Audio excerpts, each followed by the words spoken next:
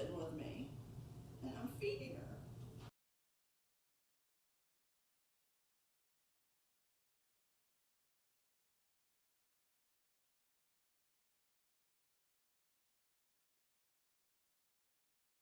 Several third parties as it relates to this litigation.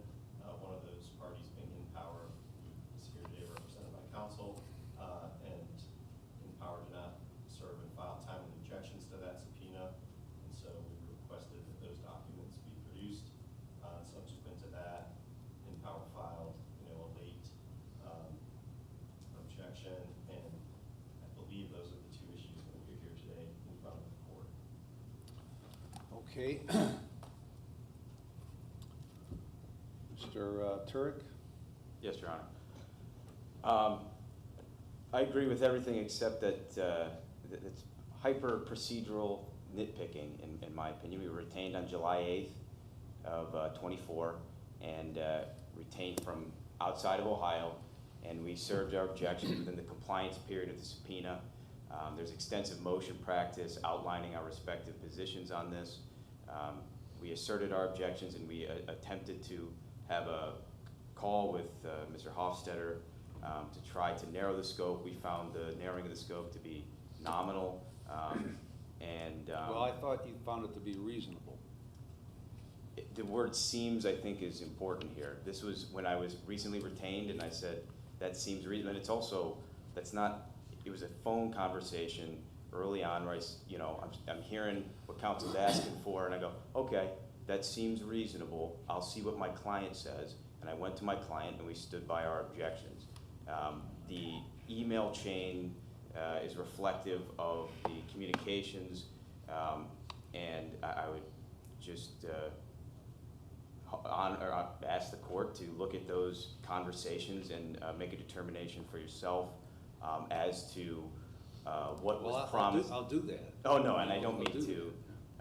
That only to say that the communications are such that they don't indicate that we will produce anything. This was a conversation had with counsel where okay. I'm just hearing him out. Okay. All right, and then what about this counterclaim? Your Honor, David Pierce, can I go back to your original question on what seems to be the problem?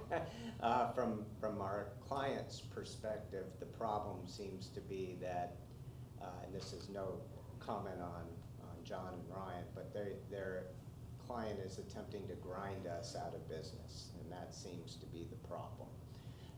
They have, as you know, the reason we're here is all of the motion practice, the discovery request. We have produced, I think, 9,000 documents or pages of documents. We have 95 new document requests that are out there.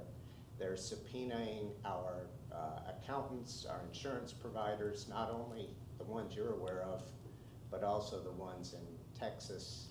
I'm aware of that one. That seems to be the problem, and that is sort of the basis for our one of our counterclaims of tortious interference. I do differ with Ryan on his comment that we did anything untimely in this case. We filed the same counterclaim that we had been talking about filing since the beginning of the case, and we did it on the day that this court's order allowed us to file the counterclaim. So I do want to be clear on that. They then filed a motion to dismiss, which by rule they have the right to do, of course, Rule 12. We, of course, filed an amendment to that counterclaim, which we also have the right to do by the rules of civil procedure. So we haven't done anything untimely in this case, and we also believe those claims are well stated. Both the original and the amended claims are well stated. But to your question, what's the problem? That's the problem of we've got the small guy, and we're attempting to fight a battle that is not being fought in a proportional manner right now. As to the counterclaim? Yeah, I apologize, Your Honor. It was the amended counterclaim that we were arguing was untimely. And as to being the little guy, this is a situation where their client did a lift out, took all of our service techs, and it cost us over $10 million in damages. So I don't think that it was not impactful. The issue issue is whether there's this non-compete, right? Correct. Okay. Well, it's that non-solicitation. Right. But yes. Okay, so where is it? Where's the non-compete agreement? We've Document. produced several copies of it. It's been attached to the pleadings. Okay. And we've several times met and conferred with the other side and explained that none of these agreements have been altered or changed. We produced the metadata demonstrating as much. Had recent phone conversations with counsel as well, urging counsel to dismiss those claims because they have no merit, and that's where we're at on that. Are these forgeries? Your Honor, that is our client's contention. Significantly, by the way, the non-compete would have expired, I think, as of Friday, even if it was valid. Our client has said from the beginning he did not sign that document. There is other handwriting on there. The other employees have vouched for that they didn't sign their version of the documents. We have requested repeatedly, show us an ink copy of the document. It has never been produced. We have requested, show us metadata that this document was created before he even signed it, allegedly. That has never been produced. Well, what do you mean it's never been? Why hasn't it been produced? Has it been produced? Your Honor, yeah, so the way we produce, Mr. Hofstadter for plaintiff, the way we produce these documents is through our relativity platform. And so all of the original metadata associated with the scans of the original of Mr. Ripple's agreement have been produced. Okay. And one serious. So they've been produced, but they haven't been produced.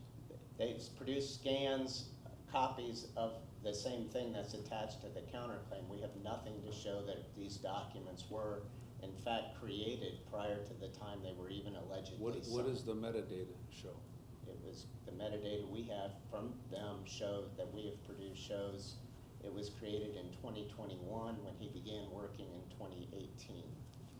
And it shows there were several alterations after that point in time. And it shows that the document was labeled non-disclosure agreement, not non-compete agreement. Your Honor, if I may. So one of the issues that I think may be a part of this misunderstanding is that there was a period of time, I believe this agreement was signed in approximately 2019 in wet ink, in an original sheet of paper in someone's personnel. Where is it? That has not been ascertained. The scan that What do you mean it's not been ascertained? we have the scan, No, where's the original? we do not yet know. Why not? We haven't found it. Several other owners of the company since Yeah. that point in time, and so that's part of. I mean, isn't that an important document? Well, of course, it's an important Okay. document, but we have an original scan of it that is. Isn't the original document important, though? Wouldn't that settle all issues here, one way or another? But it's gone somewhere? Your Honor, we have a scan of the I know, original document. Yeah. I just heard that from Mr. Morley, okay? So the scan was from when? 2021, and that's where some of the confusion comes from, Your Honor. The modified dates that counsel is referring to in the metadata are merely modified dates because when you take a file and forward it or send it to somebody, it's the same document, it just becomes slightly modified. But there is a chain of custody that can be testified to about this original document in its personnel file. Well, I assume we'll get there Yeah. whenever we get there. In 2026 or beyond, the way things are going here. So the original was scanned in 2021. And Correct. it's somewhere else now. It may be somewhere, but because of the number of corporate transitions that have occurred, we do not yet know the original wet ink paper documents location. Okay. What have you done to find that? We have tried to talk to every HR personnel person that was around at that time to see if we could find the physical copy. What is likely, Your Honor, is that when the company transition occurred, everybody's files were digitized. And that is where the chain of custody will be demonstrated, is that at a certain period of time in 2021, when a company merger occurred, everybody agreed, let's get rid of all the paper documents, upload them into a personnel file. And that is what the discrepancy shows. So I think there's a big misunderstanding. The metadata reflects merely last modified dates of a digital file. And that is why you see these different permutations of the file. There's not been any modification or destruction or anything like that. What about, where does Heiser stand on everything? Your Honor, Dan Eisenbright for defendant Heiser. We just took over as new counsel, filed our notice of appearance on Tuesday of last week, and we still don't have the complete file from prior counsel. We're waiting on that. We expect to have it this week. Okay, did she sign a non-compete or non-disclosure? She did not, the same document was not attributed to her. I'm not in a position to comment upon what we're talking about, the original documents or not, because I don't have the complete file at this time. Your Honor, if I may, I believe that she admitted to the authenticity in the pleadings as to her copy. I don't think there's an issue as to that one. Your Honor, but that document is not a non-compete agreement. Yes, correct. And that's the issue, that the allegation is there. are So no did non-compete. Rapoli sign a non-compete? Yes, Your Honor. And he Right, would say The it's document not. you say he signed and the document you say he didn't sign, that's a non-compete? It is a non-compete. And hers is a non-disclosure? Correct. Yes, Your Honor. Okay. And I believe I believe our position would be, or one of the things we would allege is that the non-disclosure, if he signed anything, it was the same thing she signed, and then it was altered into this non-compete. Okay. So what's this business about,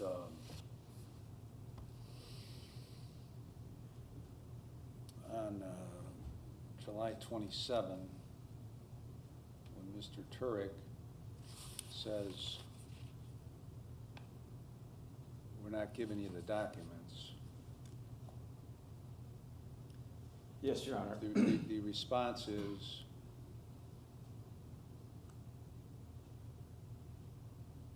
the about face on your position is the result of interfering or posturing of Rapoli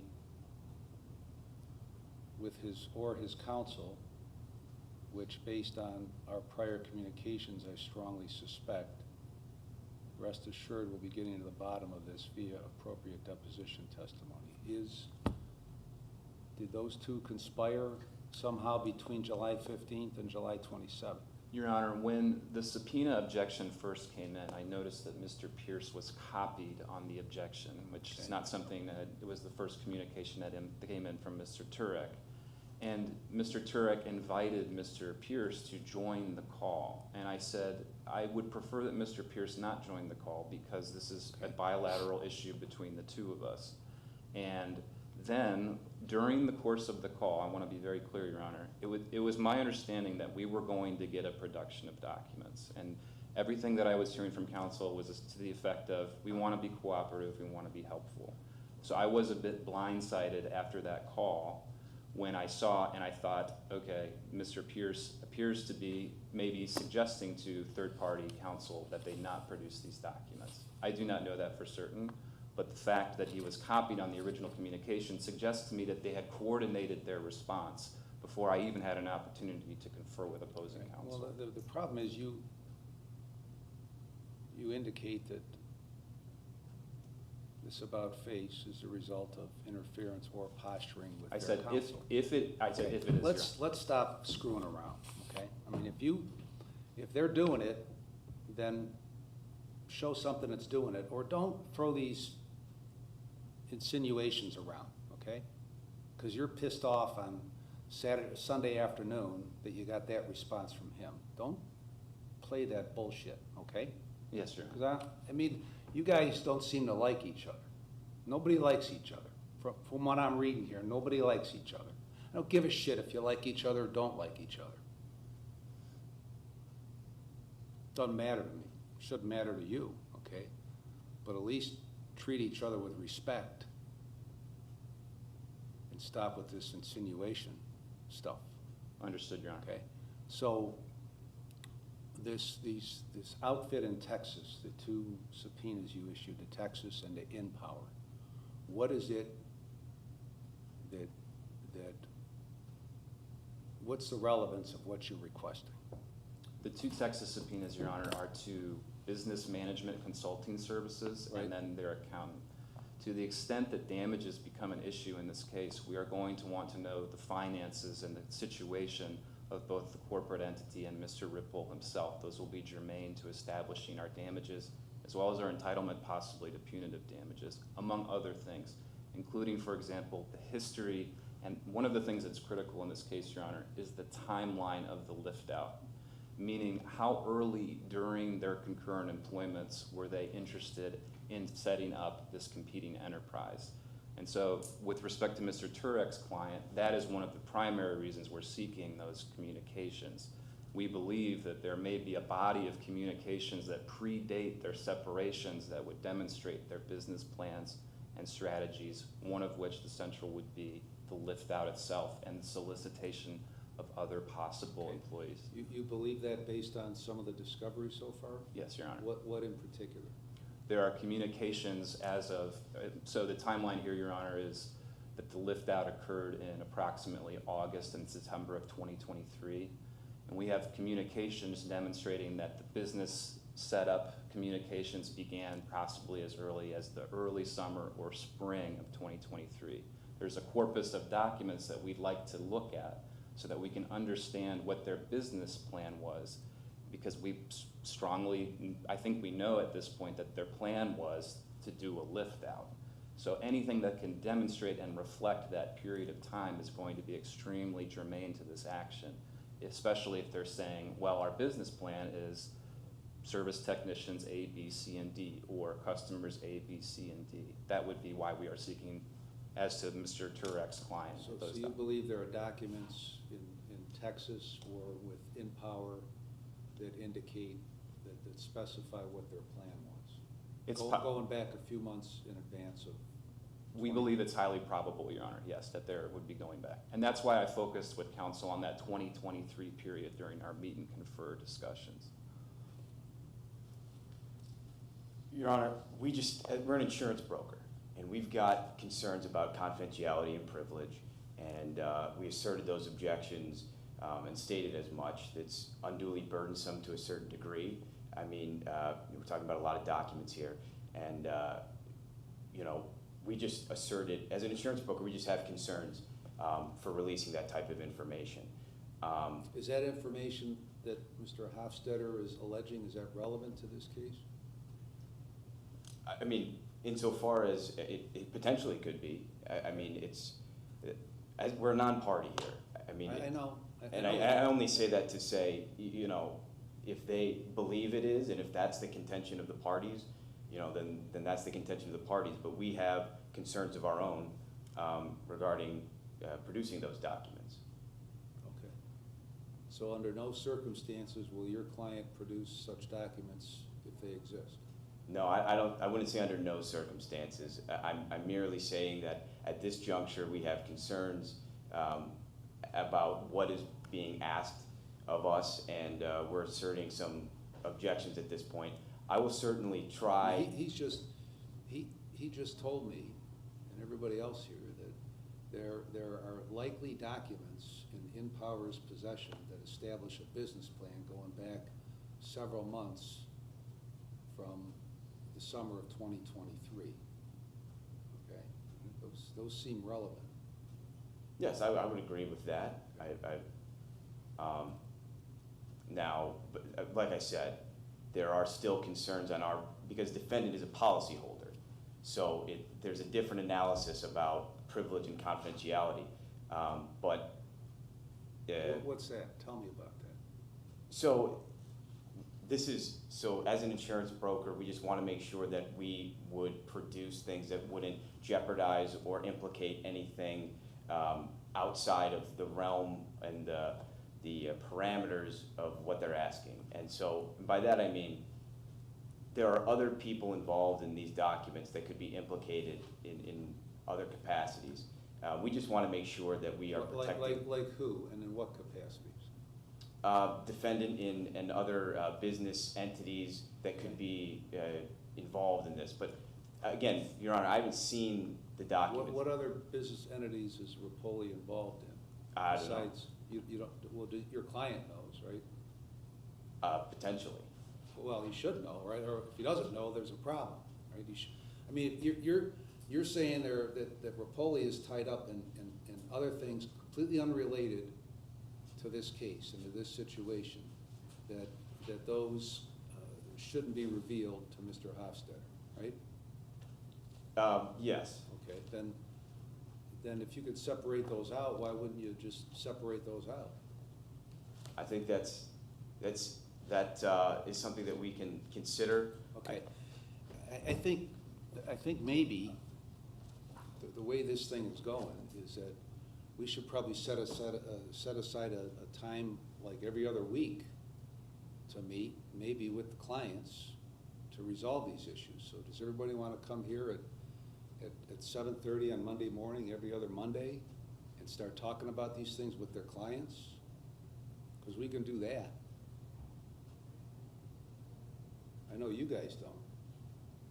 Your Honor. But Jesus Christ, I mean, Mr. Hofstadter just said something very specific that he believes, based on other discovery, exists with your client. And your client's response is, I don't want to produce anything because it may impact other things. That's what you're telling me. It's certainly your client has the ability to separate things that don't, that have no relevance here, and things that have relevance here. But all you're saying is, no, we're not going to do it. Well, I can certainly see what I can do on my end to get this. As I said before, you know, I've got marching orders here, and I can do my best to talk to the client and see what we can do. And I certainly don't want to waste the court's time any more than we already have. I got nothing but time. Okay. I mean, I got nothing but time. All right. My suspicion is your clients have other things to do with their time, okay? But I see a lot of posturing going on in this case. This case was filed in December, I think, of '23, right? Okay. And of course, we've got the Supreme Court hounding our asses to get cases off the docket in 2 years. And that's less concerning to me than it is to them, okay? Which is why this is not set until April of '26. But there's got to be an end to this shit. It just can't go on forever, okay? And all the posturing seems to be, whether it's true or not true, to stretch this out. So that's why I say we can meet every other week or every week and go through this stuff to see what progress has been made week to week. If we want to do that, do you guys want to do that? I can do that. I don't care. I got time. I certainly don't want to, I don't think that drive to Dayton is, anyways, I understand where you're coming from, Your Honor. I mean, I can accommodate the guys from Dayton too, and I can make these at 4 o'clock in the afternoon on a Friday too. I don't give a shit. Doesn't matter to me. Maybe I'll do that. Maybe we'll alternate. I don't know what your clients think about that, but if we have to do this, then we're going to start having them here. Understood, Your Honor. I don't know. We'll find out if it's understood by what happens from here on out. Absolutely. I'll relay this and. So from what I take from this whole thing is there is no original signed document to be produced because it's gone somewhere and nobody's been able to find it so far. I would assume in the past almost 2 years that has been searched for diligently, but it has not been found, correct? We continue to look for it, Your Honor, yes. Okay, so it's never going to be found. If they haven't found it by now, they ain't going to find it. Okay, so now we have the issue of whether it is legitimate or not legitimate. And I guess that's what we're going to have the trial, right? There are other issues too, Your Honor. Even if it's legitimate, is it, Correct. is it reasonable as it? Everything that Yeah. goes along with those things, right? Okay. So were there two other defendants that have since been dismissed out? 4 total, Your Honor. 4 total. 3 within the last few months. Okay. And just so the record's clear, each of those individuals signed the same agreement, said that they signed it,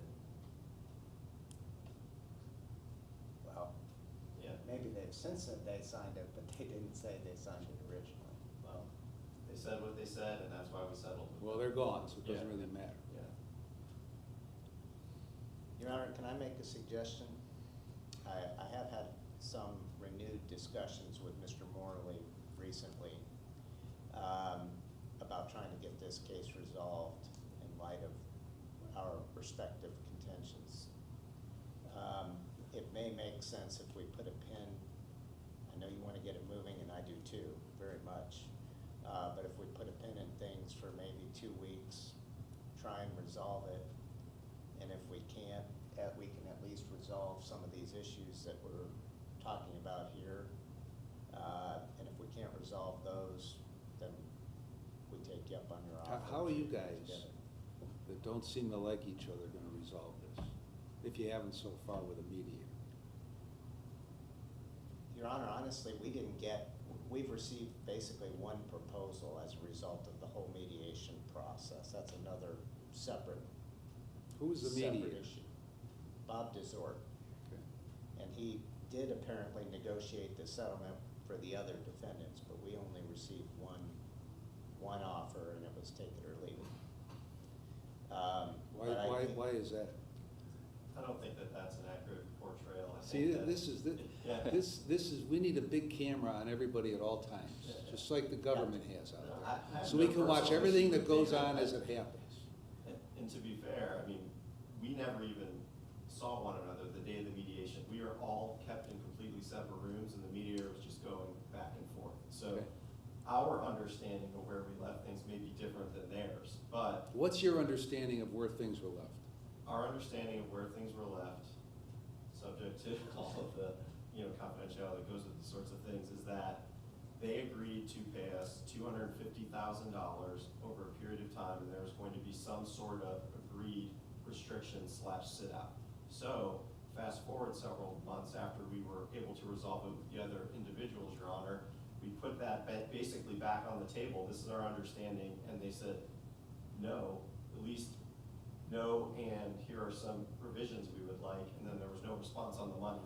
And so we were like, I don't know what just happened. Your Honor, I've got the communications, and I would be happy to share them. There was, as I said, one offer, and it was not the day of the mediation, it was in writing, and we responded and marked it up, and I was told, we're too far apart, either When was accept the that? offer. When made." was that writing in relation to when the mediation was? Many months later, Your Honor. And What part of happened that- what happened at the mediation as far as any offer that you made or demand that they made? We received no offer from them at the mediation. Their client went through a transaction. Did you make them an offer along the lines of what Mr. Morley just said? I think there was a cash offer. It was not that amount to my recollection, but there was a cash offer over time, period. Okay. And we received a response back that was many months later because they went through a transaction in the interim and didn't deal with us at all. And when we did receive that response, it was, here's the proposal, it was in writing, and it was take it or leave it. Okay, so you made an offer to them the day of the mediation, and they didn't respond to you? Correct. Okay. And then they responded several months later with a demand for what? Permanent injunction, that we would do No, nothing. they're saying no. No, Your Honor, to the best of my recollection, the counter that came through would have included a agreed preliminary injunction with the court's assistance. In other words, we would have sought some sort of injunction that would have had I believe it was a 2-year window of a continuation of the sit-outs that were most germane to my client, and then a monetary component, and then perhaps other material terms that I'm not remembering, but those are the two most important ones. Got That's it right what we're- here, Your Honor. Plaintiff will enter a jointly stipulated injunction order, including the following terms. Yeah, you said permanent injunction, David. For a period, okay, for 2 years, they will not do That- the following. That's what I mean. They were permanently enjoined for that period of time. And it was a whole series of things. It was a cash component. It was, everything but my client's firstborn child. And we marked it See- up see- and see- responded. See, that's what I mean, okay? I don't think they asked for your client's firstborn I child. said everything but that. And Okay. See, and you're gonna resolve this in the next 2 weeks? I think my client is here and was willing to be in court this morning and ready to negotiate, and I believe Mr. Morley has indicated his client is also willing to attempt to take a run at this. All right, so in addition to this 2-year injunction, they wanted some money. What were the terms of that? $250,000 cash, Your Honor. Okay. Liquidated damages were proposed of, it's hard to read the red line, but I believe $25,000 per breach. Maybe it was $250 per breach, I can't read that. Other provisions, so, yeah, certainly we viewed that as owners, but I did respond and marked it up, and I was told, you've got our offer. That was it? That's what your demand is? That was our last communication with them, Your Honor. When was that sent to you? I believe it was May. I believe that's right, in the May-June time period. Okay. And you responded when? Promptly with a red line. Okay. So that's only a couple months old? Correct. Okay. And then from that time, that was when we were negotiating with the other individual defendants, resolving it with them. And basically what we put back to them is what our understanding was the mediator's last proposal that they had agreed to. And then they came back and didn't agree to it, so. Okay. So when's the last communication between you two? Last night, That was the first time in 2 or 3 months? I think Friday was the first time we had spoken in a while, yes, Your Honor. Okay. Why? Why did you suddenly talk Friday and last night? Because David probably didn't want to come up from Dayton to do this stuff just yet. No, I did call to try, certainly, it's not my first time in court, Your Honor. I wanted to try and resolve as many issues as we could before being here. And how So I many, reached how out many to did you them. resolve? None. We did agree to talk. Okay.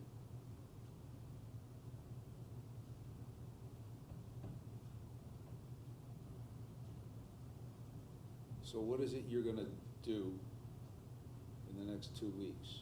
And do they wanna do anything in the next 2 weeks? Does anybody wanna do anything that's gonna lead to, have any hint of leading to anything productive within the next 2 weeks?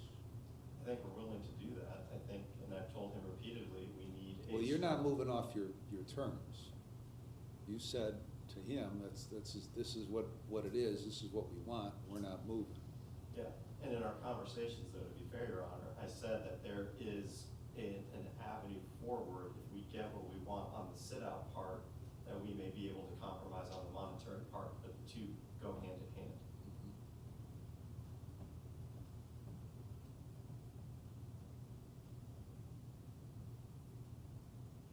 My client flew here last night, Your Honor. He's here, he's ready to meet, talk to anybody they want to talk to and try and get this resolved. Okay, well, why don't you guys talk while you're here, while your guy's here? So I do think, and in fairness to Ryan and John, I have a single decision maker. It doesn't sound like they do. They have a team of people that need to be consulted with at each turn. Okay.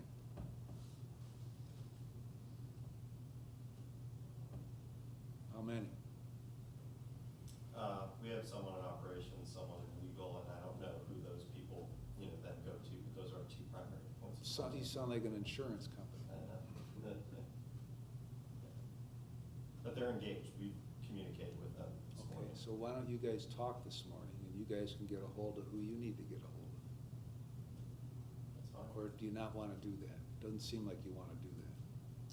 No, I think we're fine to do that. I think the bigger issue is getting his client to agree to terms of where we're at. Why don't you let him worry about that? Yeah, I mean, that's fine. it seems like you think that Rapoli or Heiser are the stumbling block, and they think you're the stumbling block. So why don't you quit imagining what his client's gonna say, and why don't you quit imagining what their client's gonna say? And why don't you figure out why your people just wanna say no and stamp their foot, okay? When Mr. Hofstadter represents that there is indications that these other documents exist, instead of just saying no, I guess in the interest, I mean, isn't the point of this lawsuit to get to the facts of what occurred and make a determination based on that, so everybody can get on with their lives and you guys can get on to your next case? So why don't you guys talk and let Bob know what fruitful discussions you've had, and we can come back, okay? Anything else anybody wants to say before? What do you want out of Heiser?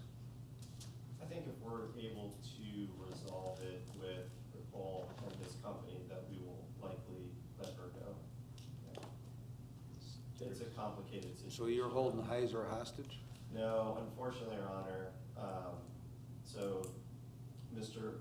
Rapol and Ms. Heiser both worked for us, had an affair, both got divorced, they're together now. She was instrumental in helping with the lift out, taking documents and information of ours to help assist that, so it's a little bit complicated.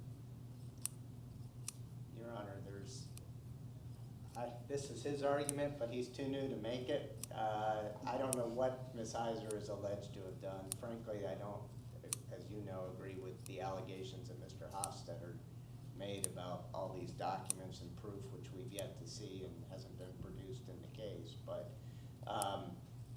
there's no settlement without. Are you talking about the documents that Empower may or may not have? Supposedly has, if they have documents that prove a material fact of the case, as was alleged, about a lift out and a plan and all of that, from our perspective, absolutely produce them. What we're seeing is a catch-all subpoena, give us all this guy's financial information and documents and whatnot, and that's the same subpoena that was dropped on his accountant and everyone else. That In Texas? in Texas. Okay. And So do the folks in Texas have the same documents that Empower has? No, Your Honor, and the folks, just so you're aware, Your Honor, I don't know if you know this, the Texas recipient of that, one of those whose subpoenas has moved to quash it. So we'll be, I think, having to fight that in Texas. But the corpus of documents that the accountant has would be more of the accounting type, whereas Empower's documents would probably be more for things like structure and risk associated with the business. So they're very similar types of documents, but, and we would consider both of those probative and relevant. Okay. And if the answer is they have no documents, I'm okay with that, but that's not what I'm hearing. And that's not what we've been told. I don't know what they have and don't have, Your Honor, I guess to go back. You haven't been told what by who? It is our understanding based on, and it's fine, it'll come out in discovery anyway, but the other individual defendants who we've settled with are going to testify, and this would be a surprise to anyone, that this plan has been in place for a long time. There were meetings in Texas orchestrated by Ms. Heiser and Mr. Ripple, brought our folks, the former individual defendants down there to set up the company. Okay. And they were never given they know the documents exist, they were promised all of this stuff that never came to fruition. That's why we're seeking these documents.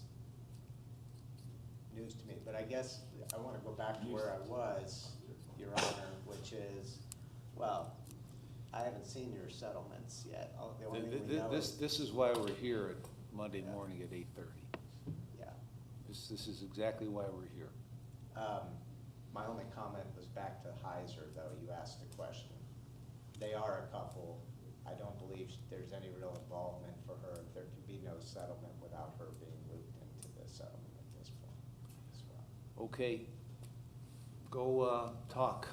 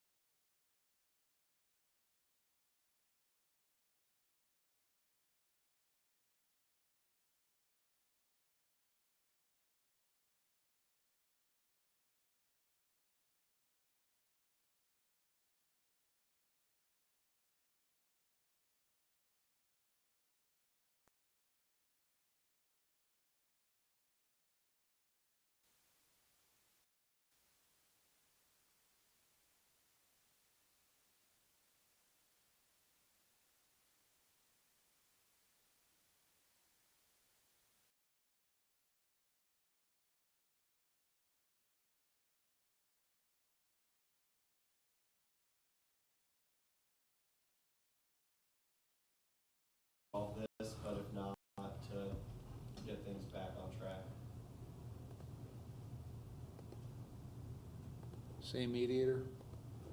I think we're gonna try to do it among ourselves. Okay.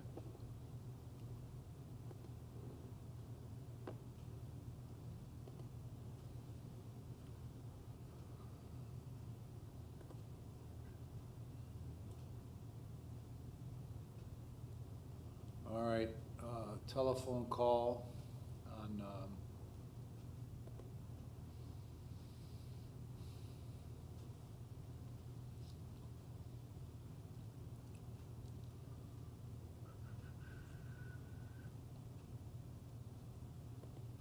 Wednesday.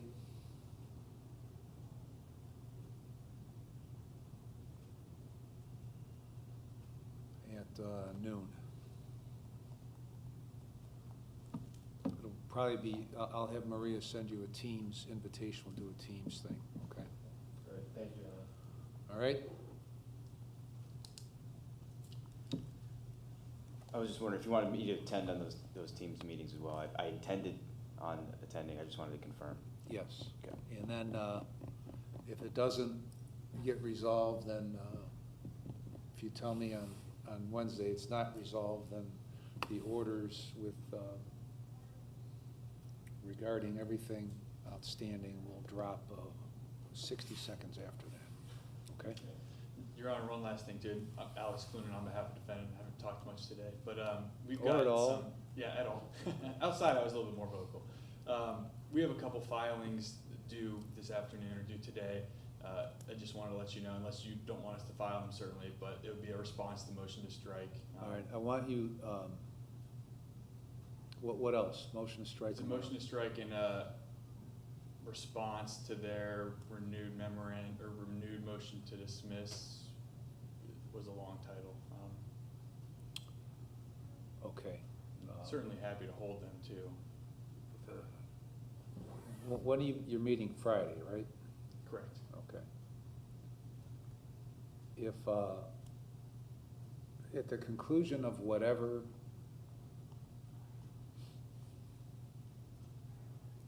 well, I'll tell you what,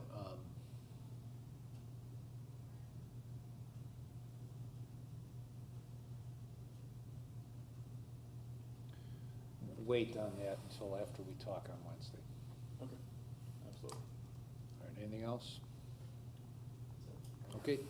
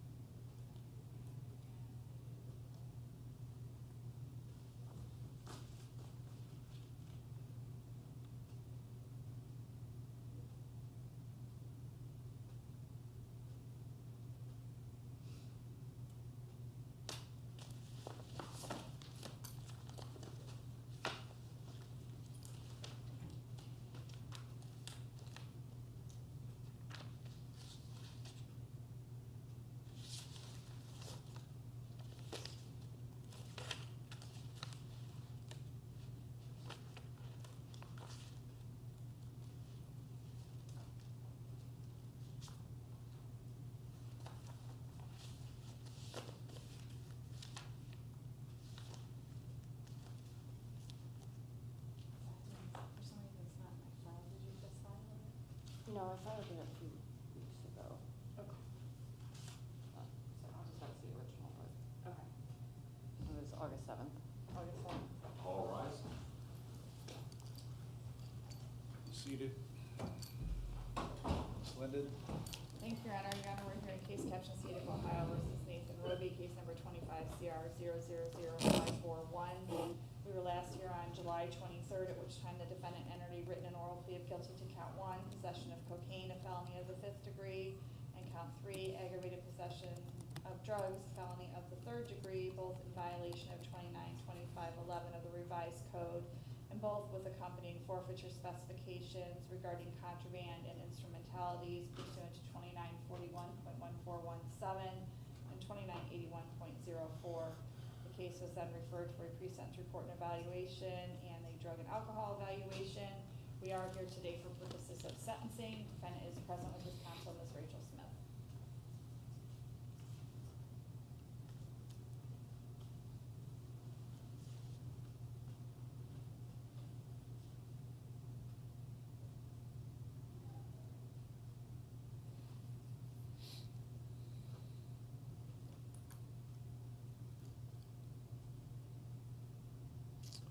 Ms. Smith? Your Honor, I am not aware of any reason that we should not move forward today, and on behalf of Mr. Roby, and Mr. Roby is 47 years old. And Your Honor, several years ago, he was a married restaurant owner who lived with his wife and daughter in North Carolina. He and his wife were making more than 6 figures a year in their restaurant business. And then COVID hit. During COVID, the restaurant began to struggle. He did receive assistance, as other businesses did, through the government to keep his employees paid. His father then died. He caught his wife in the act of cheating on him.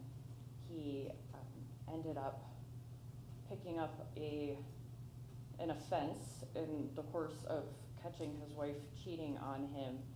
And Your Honor, from there, we end up here. Mr. Roby lost everything and began using drugs. In 2022, from 2000 to 2022, Mr. Roby has no offenses. But from 2022 through now, we see the possession, paraphernalia, theft, trafficking, failure to comply, all offenses that we tend to see with people who are struggling with a substance abuse disorder. Mr. Roby has been to prison previously. He was released in September of 24. At that time, he was sober. He then relapsed and caught this case. Your Honor, Mr. Roby has never had an opportunity for treatment, and as indicated by his record, his criminal conduct is a product of his drug abuse, which is tied to his depression, and a lot of it makes sense. Your Honor, we are asking for the court to place Mr. Roby on community control to allow him to treat his depression, which is the underlying cause of his drug use, to treat his addiction, and to begin piecing his life back together. He currently has 134 days of jail time credit. Thank you.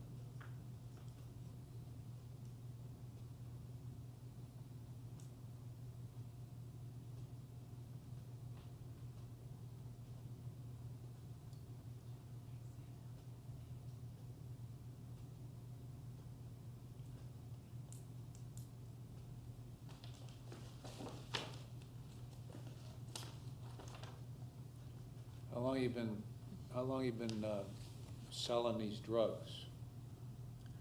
I mean, it's more of a usage and, but pretty much since when COVID happened and my divorce started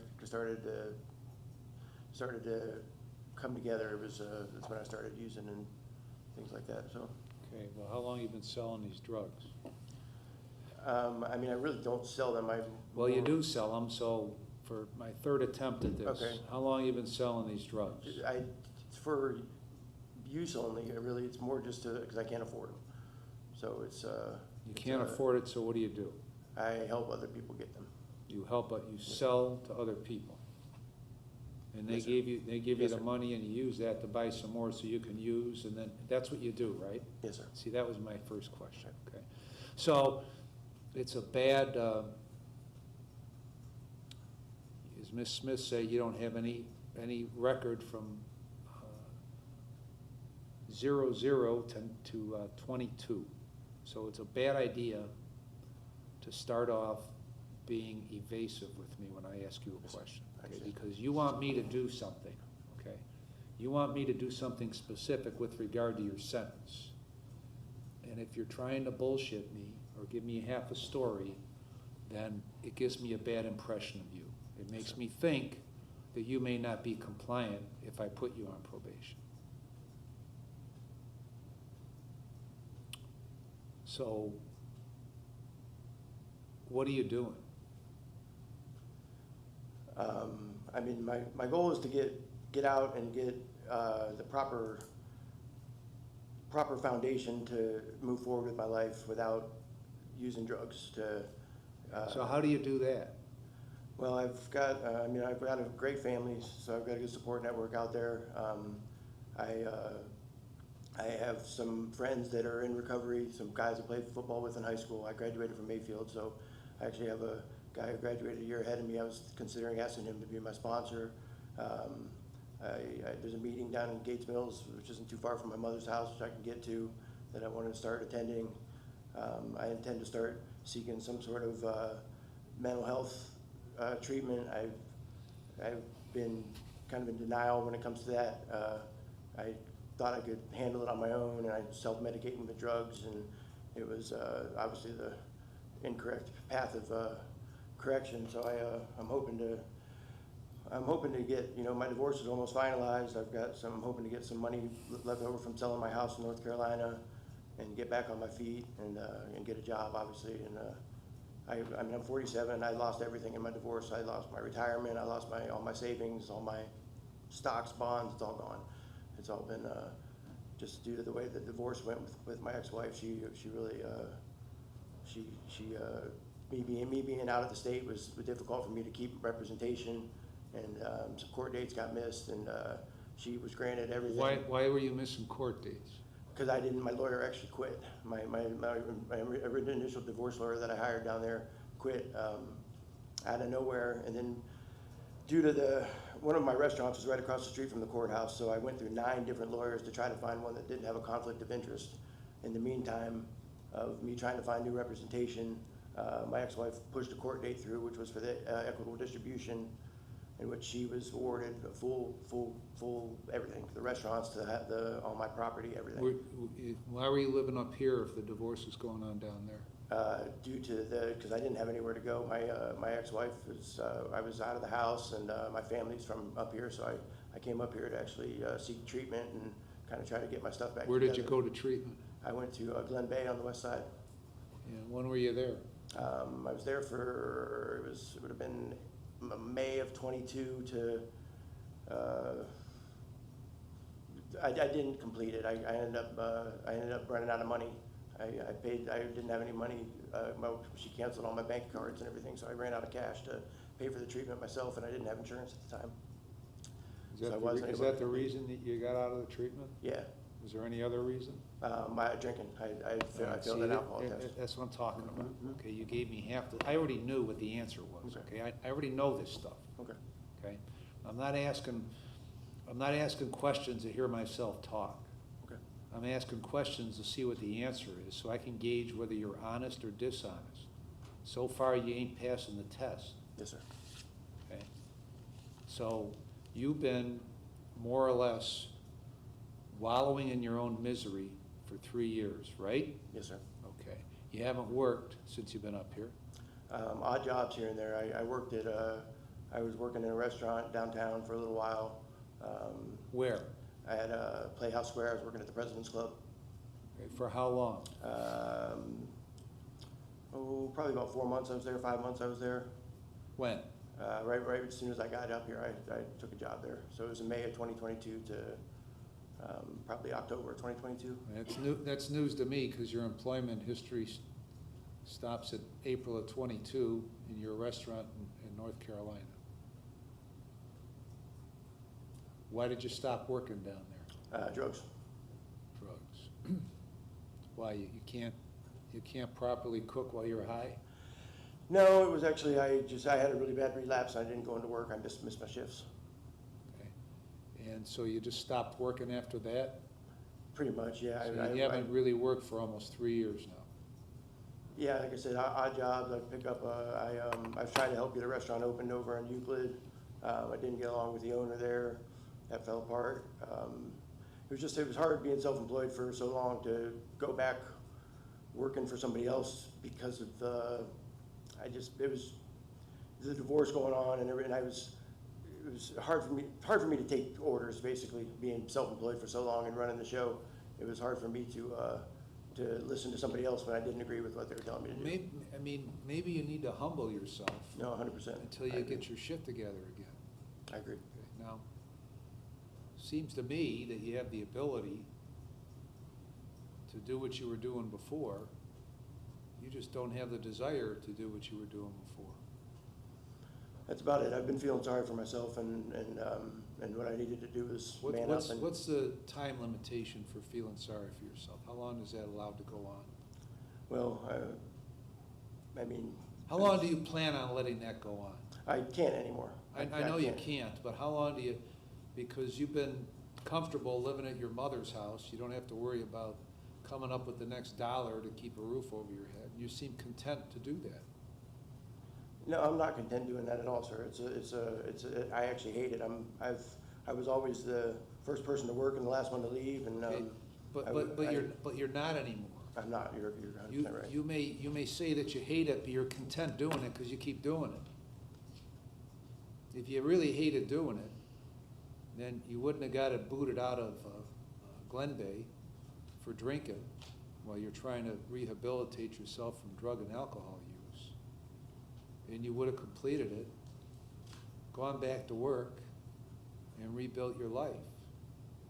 But you're more content to wallow in your misery instead. And it's because you have the backup plan of your mother's place to live at. That's how I size you up.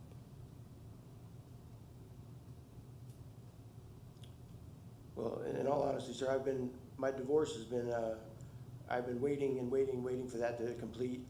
I sold my house in North Carolina last year, and my ex-wife, I have a check for $90,000 sitting at home that I can't cash because she put a restraining order on the check. Well, the court put a restraining order on the check. Well, whomever. Yeah, well, no, I mean, the court did. She can't put a restraining Okay. order on anything, okay? So when did the court put a restraining order on that $90,000 check? Last July. Okay. And then what steps have you taken to fight that, to get that restraining order released? I have a lawyer down there that, again, ironically enough, that lawyer quit out of the blue. I'm not sure why. So my sister is acting as power of attorney while I'm in here. We're trying to push the case through.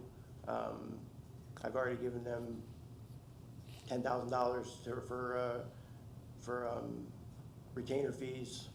They have a 105-page brief or discovery that they've written. They just haven't filed it yet, so I'm trying to figure out what I got to do to get that filed and get that pushed through.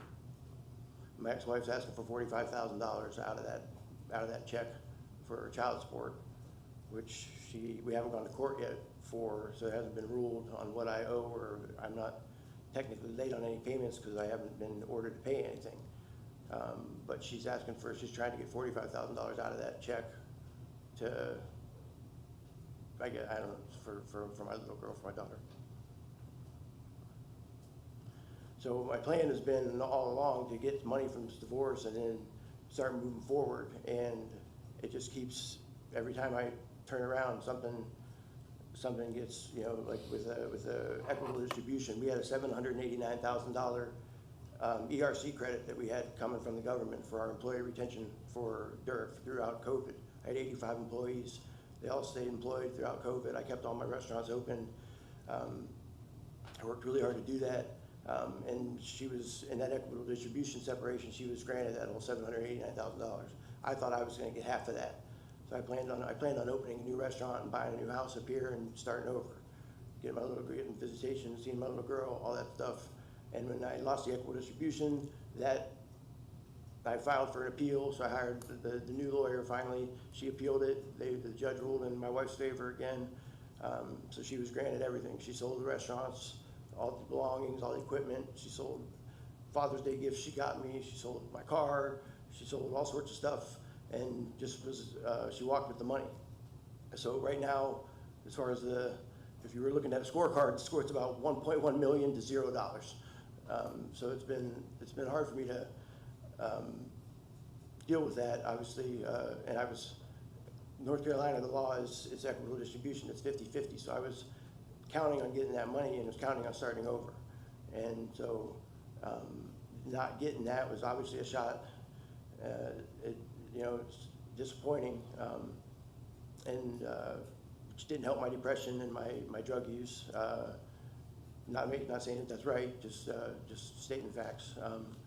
So then, when I finally sold the house, I was like, okay, good, I'm gonna get a little bit of money from this, and I can get a car, get out of my mom's, get an apartment, get back on my feet, start working.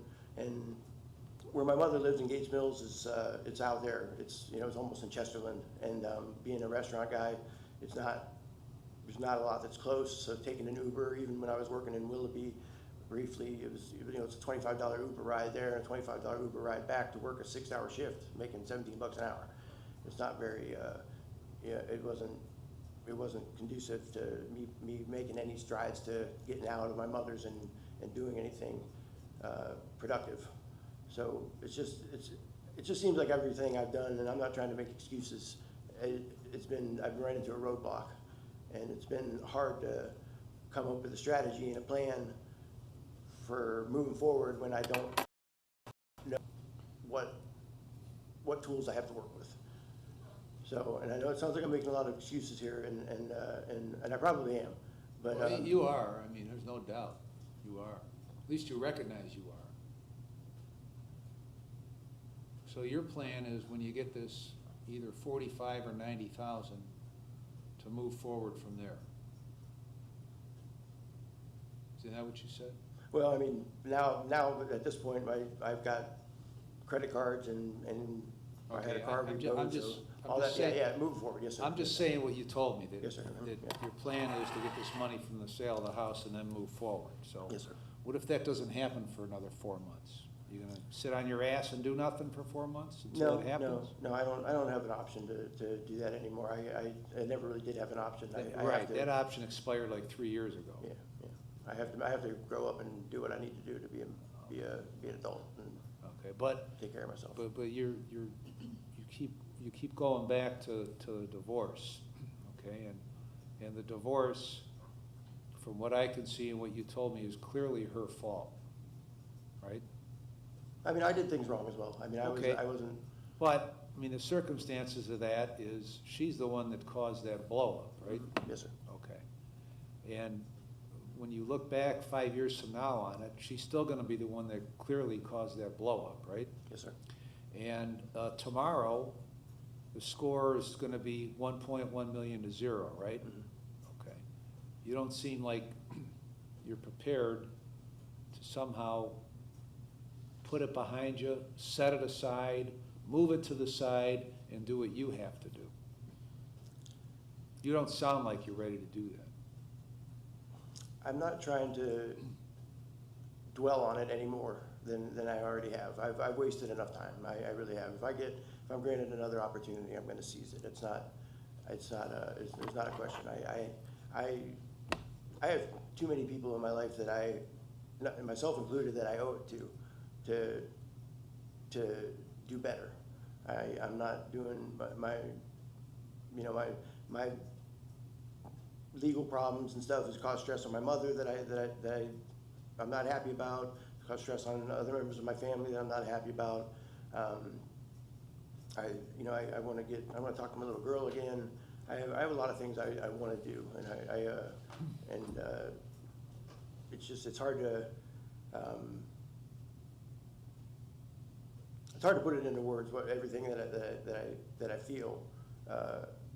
And I'm not gonna lie, it's been a struggle, and it's gonna continue to be a struggle for me with this divorce, but I have to overcome it, and I have to put it behind me and somehow set it aside or move around it. I have to do something because what I'm doing isn't working.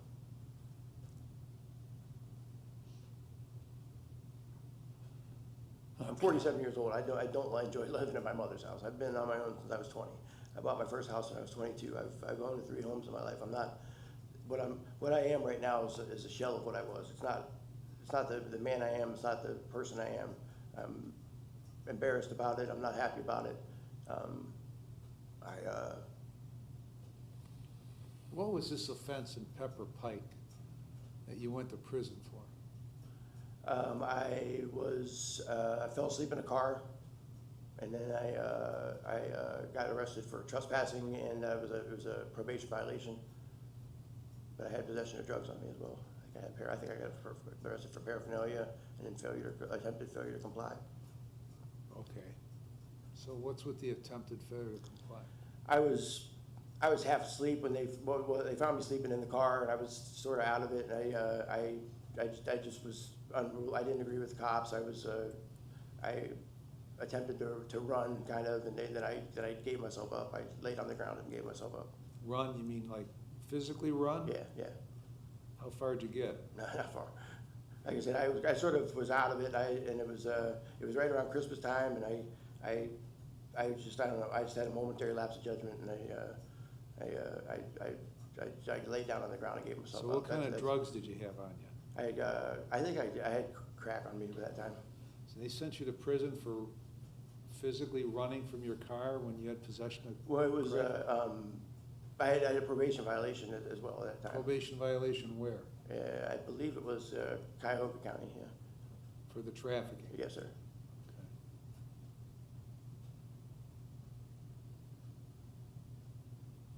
All right, so you got out of prison September 19th of 24. Mhm. What did you do at that point? That's the first time you ever been in prison? Yes, sir. Okay. Pleasant place? No. Why didn't you try to right the ship then, after that experience? That's when I started. I was working briefly down in Willoughby, and then I started using drugs again shortly after. Whenever the restraining order came out on the check for the sale of the house, it was all just kind of jumbled up into one area there. And Why don't you? I wasn't mentally, to be honest with you, I wasn't. At the time, I was still feeling bad for myself, and I was using that as an excuse to get high. So I started getting high again. That was basically the gist of it. And then Why don't you have a license? Willoughby, I got an OVI back in 2022, or whatever it was that showed up on the. Okay, so what happened after that? They don't cancel your license for an OVI. I don't believe. I think I just have unpaid fines. Is your driver's license out of North Carolina or Ohio? In North Carolina. Your Honor, it's a North Carolina driver's license. Okay.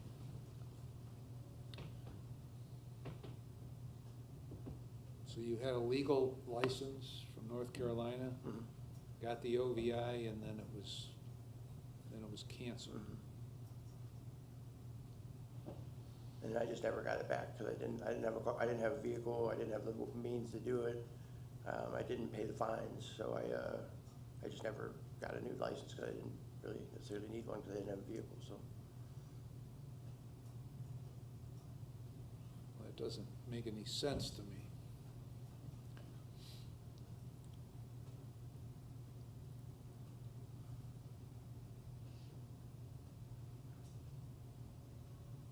Where were you working in downtown Willoughby? Karma Kitchen. Okay. So if you were working 6-hour shifts, making $17 an hour,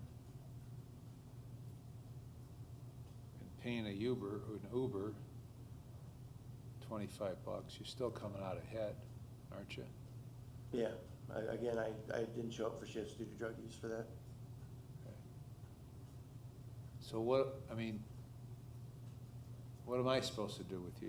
You've demonstrated that you don't want to complete the drug treatment. What am I supposed to do? No, I do. I'm honestly, this last 4 months has been hard on me, and I'm for the first time since I've been up here, I'm ready to stop and ready to move on, and I'm ready to be clean. I really am. In my opinion, rehab is, again, I don't know everything, but rehab only works if you want it to work, and I haven't wanted it to work until now. I haven't wanted to be. I haven't wanted to go to Where did you meetings. come up with that concept? Just me as a person. Like I said, I'm self-employed. I started my company from scratch. I'm a leader, and I do things. I was a leader. When I put my mind to things, I accomplish them. How much money did you have when you started your company from scratch? Zero. I borrowed $45,000 from my family. My first company I started, I cashed out my retirement from Darden, and I had $25,000 I invested in that company. That company fell apart, and my ex-wife and I started our new company. So that was the second restaurant company I started. I was my initial business partners. We were supposed to go to court, and the day we were supposed to go to court, they declared bankruptcy, so I never got any of my money back from them. So I borrowed money from my family. I paid my family back in 6 months, and I opened the other 3 restaurants in cash. Then COVID hit, and I guess it was, we were in the process of moving one of our locations. We, like I said, we got the triple P loans. We got a loan from the National Restaurant Association. We did get a $100,000 SBA loan to get the new company started, the new restaurant open, because we needed to buy a lot of equipment. But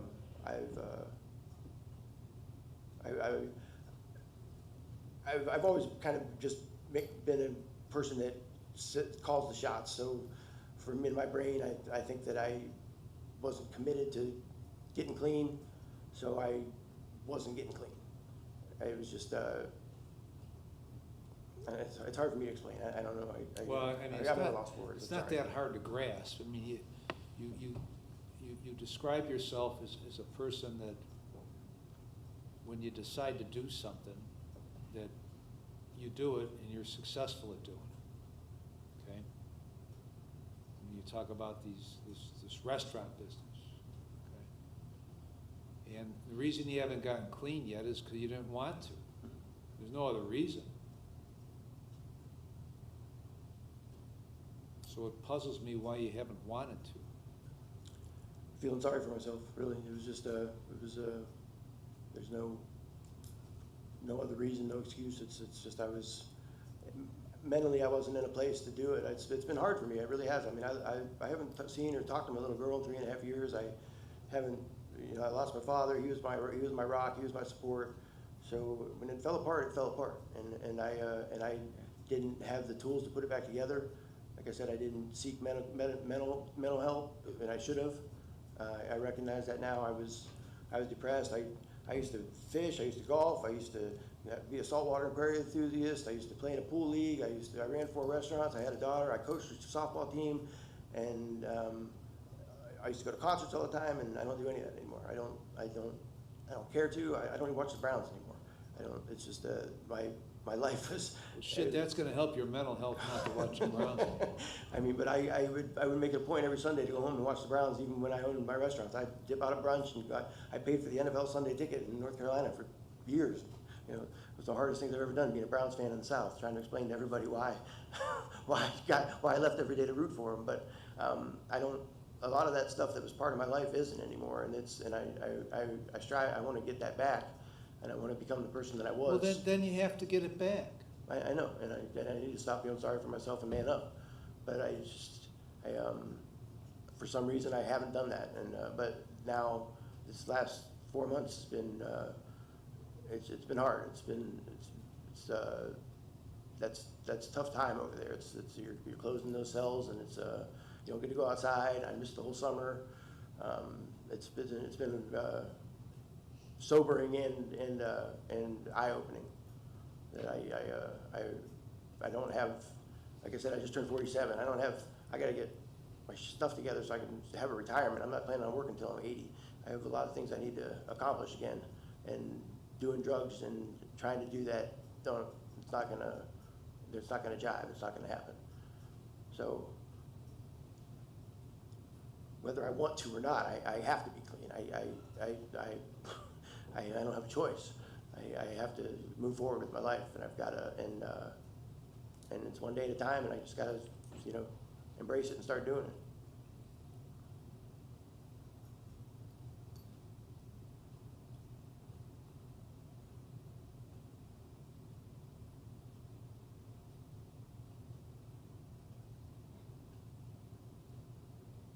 All right, Ms. Linden? Thank you, Your Honor. Your Honor, as I said in chambers, there is a presumption for prison in this matter. He does have prior prison terms. He has a prior criminal history. He's had prior probation violations. I know that looking at his history, probably sending him right now is the appropriate thing to do, but the state does not have an opposition to him being on community control if he has some kind of residential treatment. He does have 134 days of credit for time served. We would ask for the forfeiture of all the contraband and instrumentalities. He does have a mandatory fine, but I believe that defense counsel has filed an affidavit of indigency. She indicated that she filed that on or around August 7th. So just a matter of doing the forfeiture specification and forfeiting all that contraband and instrumentalities. Thank you. How much is the mandatory fine? $5,000 to $10,000 on the F3, count 3.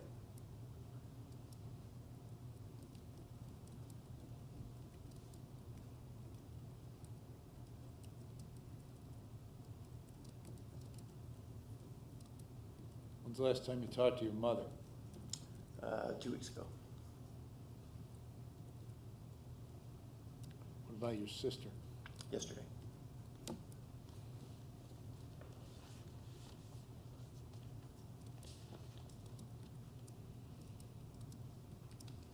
Does your mother not want to talk to you at this point? No, my mother's actually, she's starting to forget things. So when we talk on the phone, she doesn't really even remember. I call her about once a week, and sometimes she answers, sometimes she doesn't. She changed her phone service from AT&T to Spectrum, and she's been having a lot of issues with that. So I think I'm not really sure. My sister tried to explain it to me, but she's switching back to AT&T. But she's struggling since my father passed. Her short-term memories starting to go. It runs in the family. My grandmother had the same thing. So she remembers a lot of long-term stuff, but if I ask her what she had for dinner yesterday, she won't be able to tell me. So I just kind of save the money and we don't really talk about much. We talk about mowing the grass and what's going on with the tractor and things along those lines. But What does your sister do? she's a stay-at-home mom now. She's had 3 kids. She's got 3 kids. Her first kid started kindergarten yesterday, or today, I guess.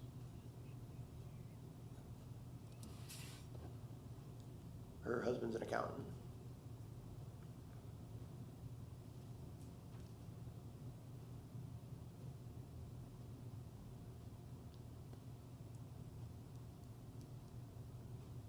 Who's Roxana Aleph? Roxana? I don't know, I'm not sure. What's that? The woman in the car with? Oh, no, it was Veronica. I don't know where Roxana came from. The passenger in the car was Roxana Aleph, A-L-I-F-F. Her name was Veronica. I'm not sure why she, is that what she told the officers? Who is she? She was a friend. I haven't spoken with her since I got arrested.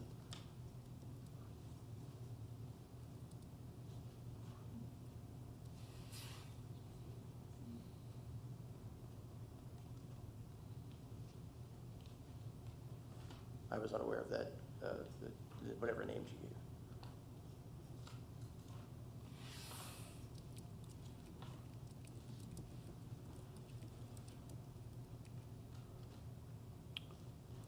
All right, I've reviewed the pre-sentence report and the psychological evaluation, as well as a letter from your sister.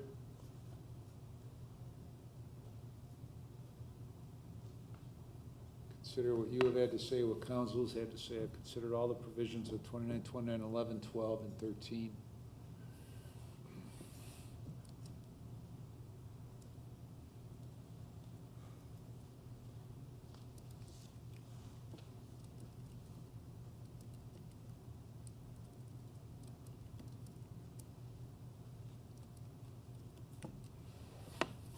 I'm going to place you on community control for 3 years. You're going to serve 135 days in jail with credit for 134. You have no drugs or alcohol, and you'll be screened. You are to complete an intensive outpatient drug and alcohol treatment program and follow all the recommendations.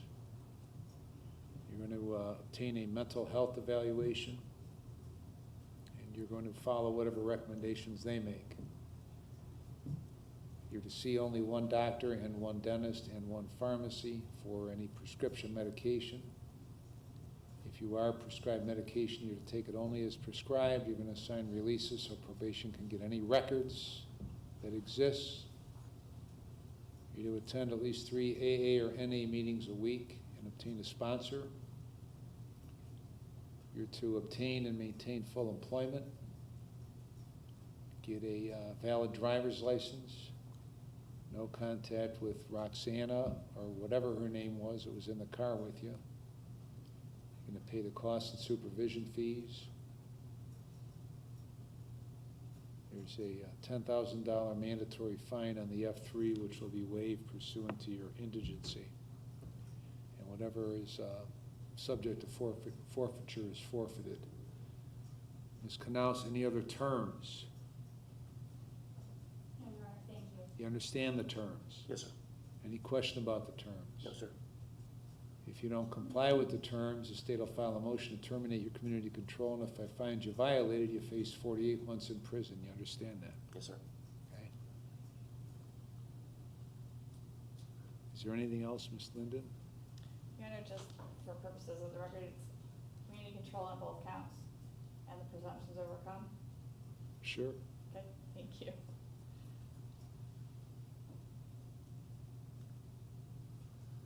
Ms. Smith, anything else? Not at this time, Your Honor.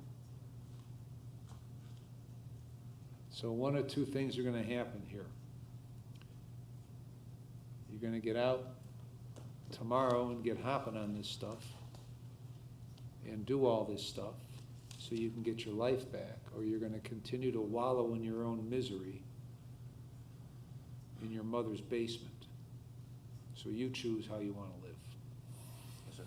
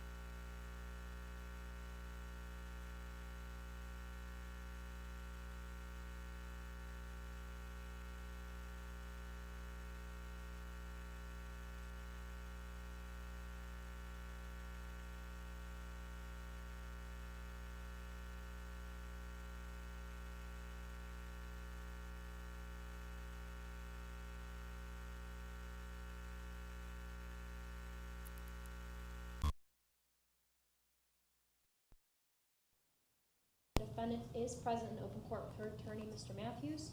We were last before you on June 4th of this year. At that time, the defendant did enter a plea of guilty to count 1, harassment with a bodily substance, a felony of the 5th degree. Your Honor ordered a pre-sentence report which has been completed. We are here today for the purposes of sentencing.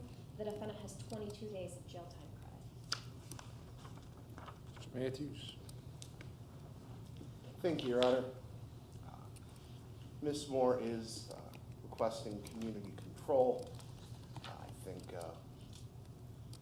looking at her history, at least as an adult, it is not an inappropriate recommendation that she gets some guidance from the probation department. She, in speaking with her, does acknowledge that she wants to address her issues with alcohol and the occasional use of marijuana, but she says that she has been, excuse me, reflecting over the past couple of weeks or so since she's been in jail, and that this is not the lifestyle that she wishes to continue on into later adulthood, and would ask the court for that opportunity.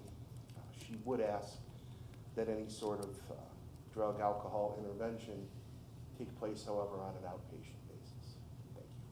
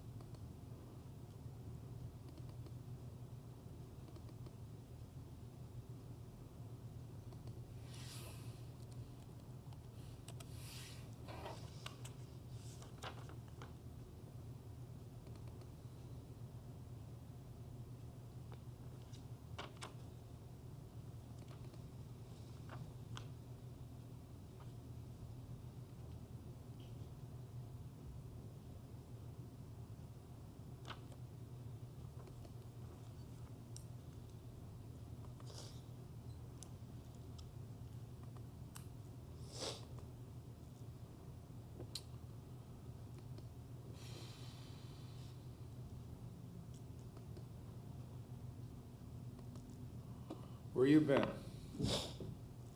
I've been at home. Recently, my cousin and his grandfather was killed. I was planning on coming in sooner, but we had to rearrange for a funeral, and also we had to view the bodies. So I had that going on, and also with my apartment, I had to renew my lease, and they let me know that I needed to be there.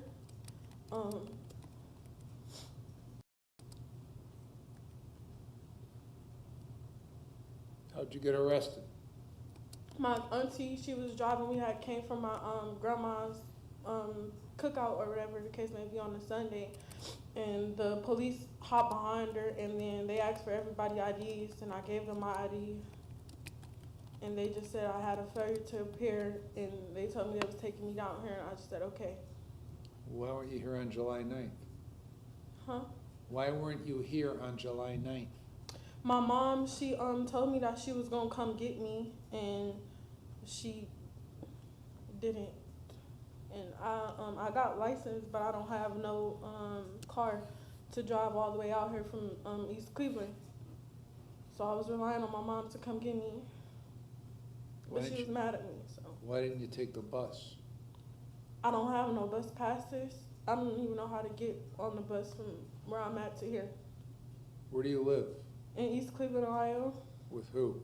Myself. Where do you work? At Chipotle. How do you get to Chipotle? The bus. You just say you didn't know how to take the bus. From here, the Chipotle at my house is literally on the corner in Warrensville Center Road. So it's just Okay. one bus. What are you gonna do about this long-time problem you've had with drugs and alcohol? I'm wanting to talk to like a therapist, cause it's like it's really not like a problem. It's just like I'll be like influenced by my friends, and I'll just be like don't want to be alone and stuff. So I'll just be doing whatever they do. So I just need to probably talk to a therapist and go to AA meetings and counseling, and just stay away from people who not here with me.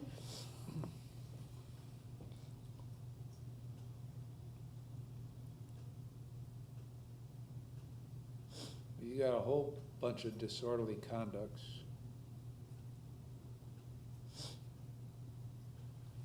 Assaults, all kinds of trouble. Long juvenile record, including felonies.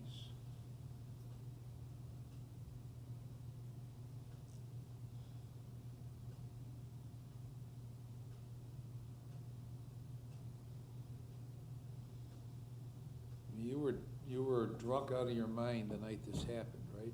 Yes, embarrassing, intoxicated. Right. And the police officers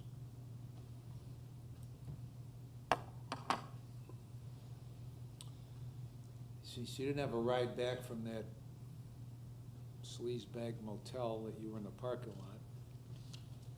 They gave you a ride back to the station to make a phone call so you could get on your way, right? I don't remember the night, honestly. Well, that's what they did, and then you returned that favor by banging on the window at the dispatcher until they came to tell you to settle down, and then you wouldn't, and you got arrested, and then you spit on the officer several times. This was all while you were blind drunk, right? Yes, sir. So what are you gonna do about that problem? What I actually tried to, when I was last talking to Mr. I forgot his name, but I was talking to him. He had gave me some people. Billy Gibbons. That's Billy Gibbons. Mr. Billy Gibbons. He had gave me the thing. I followed through with it. The lady said that she was gonna give me a call back, and she never did. So I told my mom about it or whatever. My mom sent me some AA meetings to look at when sentencing occurred. I thought you weren't getting along with your mom. I wasn't, but now that all of this happened, I've been in jail. She's been like trying to help me out. I was in foster care, so. What is she doing with her life? My mama owns her own restaurant. It's called the Crenshaw Restaurant in Cleveland. So she got a pretty good life. But me and her don't talk on a regular basis. She don't like check in or nothing. I thought she was gonna be here, but she not.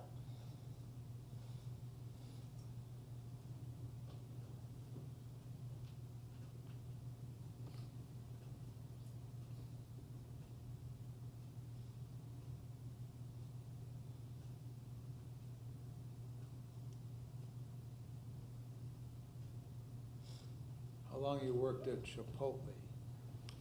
Since December of last year in 2024, and still currently I'm hoping they keep my job because I'm a good worker. So still currently now, I had my mom call, but they haven't gave her a call back. So, but normally when I text them off my phone and stuff, they normally get back in touch with me. What do you get paid there? I get paid every 2 weeks. How much? $600 a week. I work part-time.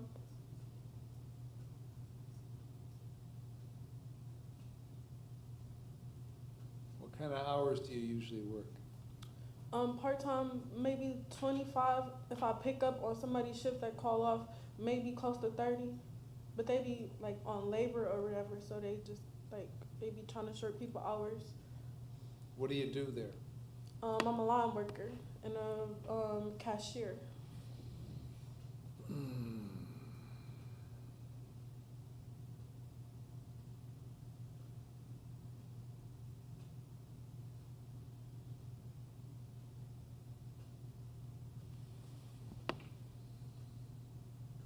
What's with all this marijuana stuff?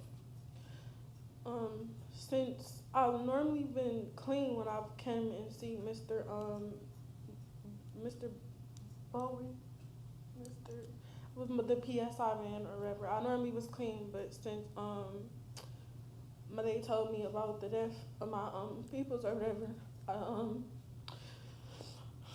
been around people that I wasn't supposed to be around. Why are you hanging around now? Because I'd be scared to be alone by myself. Does it dawn on you that every time you're around these people, you're getting in trouble? Yeah, now that I'm sitting back looking at it, yeah. But some of them people, they like my cousins. All right, well, if your cousins are drinking and smoking pot and you can't do that, No, then that's you why. can't, you can't be hanging around them. Yeah, that's why I'm trying to. Being in there just showed me a lot. They don't even answer the phone for me. So it's like, Yeah, it's because they're too busy out there partying. yeah, and they don't care.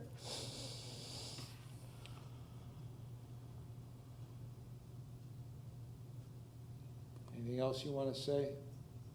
Yeah, I had actually wrote a letter about what I wanted to say today.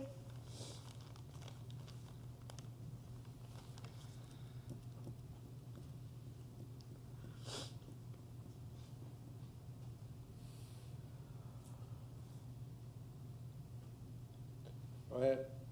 I said, Dear Honorable Judge O'Donnell, I want to apologize to the court for my actions that caused me to be here today. I take full accountability of my actions of that day. I'm completely embarrassed by my action. I truthfully apologize to this court and the officer as well. My mom was supposed to come get me from my court hearing in July that I had missed.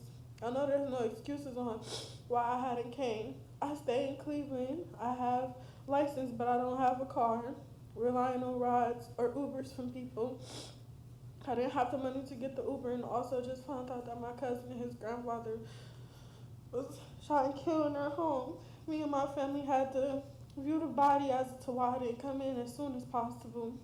Also, my apartment lease had to be renewed, and I know that they needed me there for that, but I still haven't yet to did it. I know this is not me trying to make excuses, but I'm truly sorry.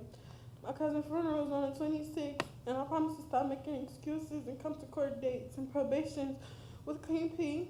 I normally always do, but my cousin death was a lot, and I realized for the last 3 weeks I never want to be in jail. I've been going to the drug and alcohol program while in there, and want to continue it when I go home, and want to get my life back and go to school and get my car and my nursing career. If you'd be able to help me with another chance to prove myself that I won't do any more drugs or stay around for people that I thought was my friends, but I turned to the back of me and there's nobody there. I've been in foster care and I'm scared to be lonely or by myself. I'm also getting a therapist so I can express myself without drinking or needing people to be around me, to the point where I'm the only person sitting in jail because of my actions. I know you don't care about my life story, but it's kind of why I'm drinking and why I'm out here today. I've been abused by my mother and my father since I was little. I never forgot, but I forgave them, but not forgot them, the memories. But I want to start over, forget about my past and move on. Go to church and get help from therapy and counseling in my AA groups. And if you're willing to help change me, I needed these few weeks in here to never take life for granted. I pray that you see me doing good in the future and see my light and see that I can change. And if put on probation, I promise not to get a violation. And you can count on that. And thank you for letting me speak. Okay, Ms. Contour. Your Honor, we would just ask that you adopt the recommendation for community control in this matter. Okay.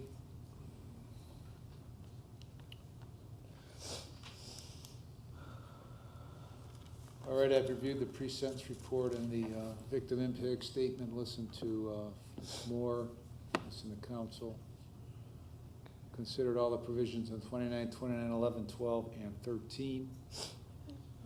I'm gonna place you on community control for 3 years. You're gonna serve 25 days in jail with credit for 22. You're gonna get into an intensive outpatient treatment program for drugs and alcohol, and you're gonna complete it, and you're gonna follow their recommendations.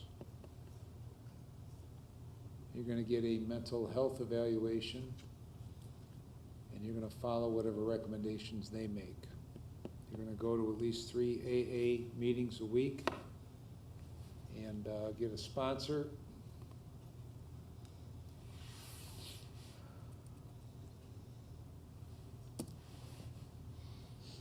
You're to go to only one doctor and one dentist and one pharmacy for any prescription medication. You're to take your medication that is prescribed only as is prescribed. You're gonna sign releases for probation, and then you're gonna pay the costs and supervision fees. Any other terms, Mr. Clements? No, Your Honor. You understand all the terms? Yes. Okay, this is what you want, right? Yes, sir. You wanted me to let you out and to do a program on the outside, Yes, sir. and you're gonna maintain full employment also.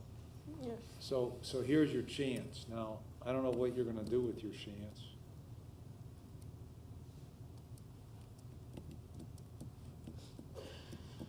Because that should keep you busy enough between the IOP and work and AA meetings that you're not spending times with your knucklehead crew. So if everything you told me is true, and you want to change how you're doing things, then you can change how you're doing things, but you have to do that. I'm not going to do it for you. I can't do it for you.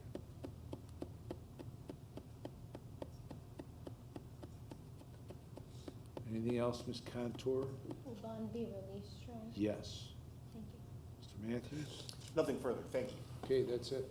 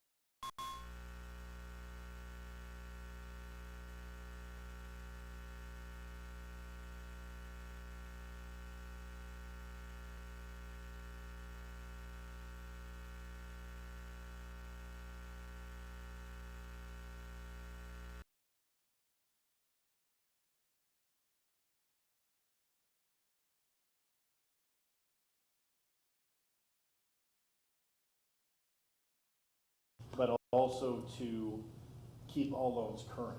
I believe there's a stipulation forthcoming as to Exhibit A, if I may approach, Your Honor.